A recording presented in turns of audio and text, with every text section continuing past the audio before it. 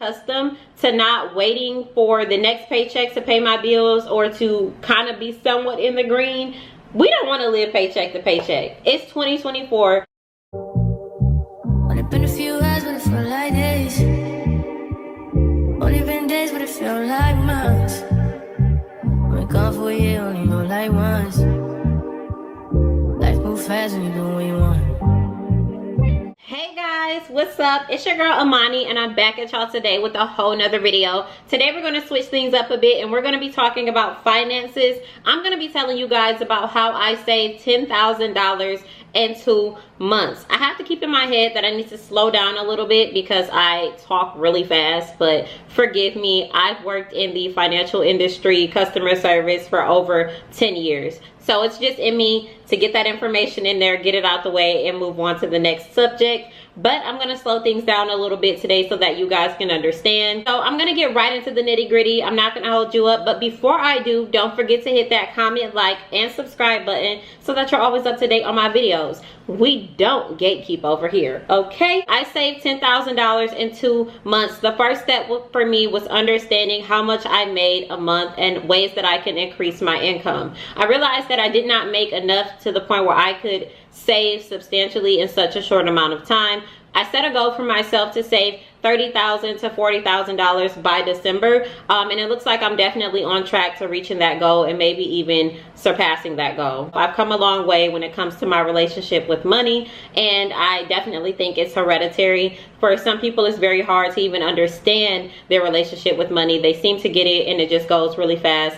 And I understand. Me too, sis. But you can fix that. And I'm going to give you some tips and tricks today and ways to improve your relationship with money and just ways to improve that savings account. Because of course we have goals to reach and they ain't cheap. I assessed my income and I realized that I just didn't make enough to reach my financial goals. So I got a second job, and the second job definitely paid enough for me to kind of reach those goals. I combined that monthly income and I was able to meet goals. Of course they offered overtime and I was quick to pick that up too. You know, overtime, depending on where you work, maybe time and a half.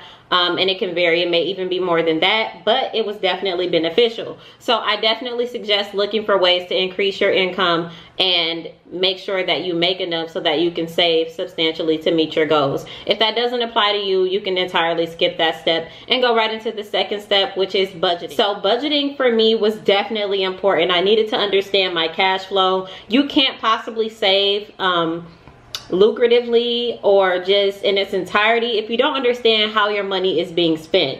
It's very easy to overspend. It's very easy to not pay attention to any additional fees that you may be getting charged and completely overlooking because the money is there, right?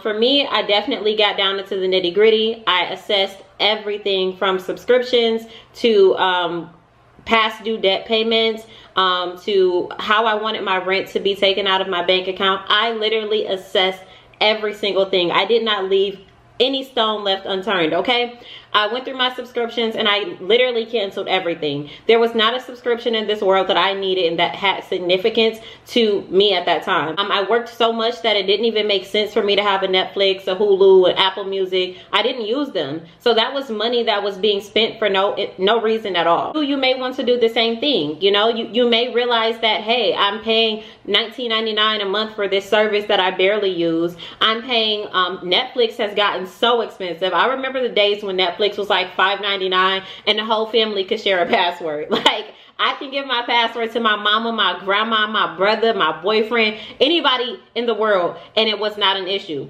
Now Netflix is like $15.99 and you're limited to like 2 devices.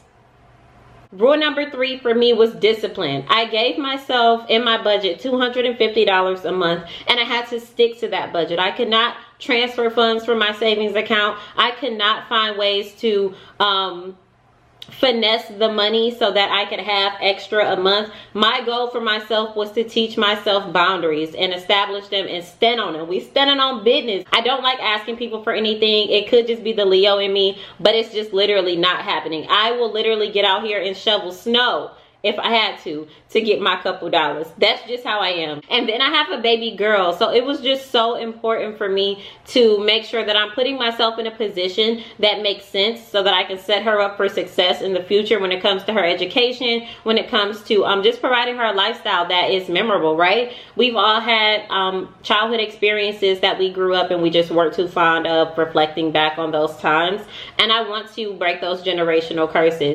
Diversifying my portfolio was number 4, and I just wanted to understand the benefits of starting a 529 account for my daughter, investing more than the average 3 or 4% that my employer was offering, and increasing that amount to like 10 or 15%. It does vary, of course, depending on how much money that you can afford to invest, but just setting yourself up for success in the future is really what will make a difference.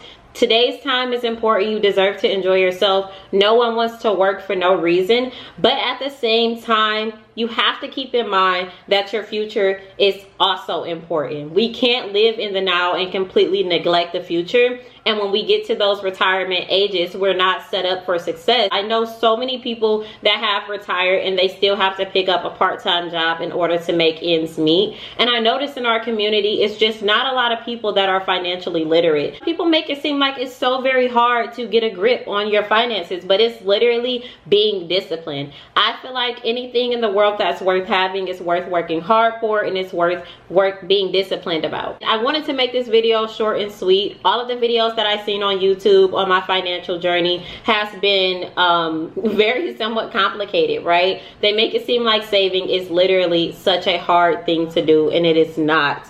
I'm here to tell you it's literally not. Once you save, I feel like your first $1,000 and you get over that stump, it's easy. It's easy. Once you get a control over your finances a little bit and you can see the green pastures, you're like, okay, I could put this next check in my savings account. I've gotten accustomed to not overspending. I've gotten accustomed to not waiting for the next paycheck to pay my bills or to kind of be somewhat in the green. We don't want to live paycheck to paycheck. It's 2024, the end of 2024, and we're about to start a whole new year. You want to set the tone for your year and start it off on a good foot. And in order to do that, it starts now. I'm not going to talk you guys to death because I love to chit chat. Let me know if you guys like this video. Don't forget to comment, like, and subscribe. And I will see you guys in the next video. Bye. We're gone for a year, only know like once. Life move fast.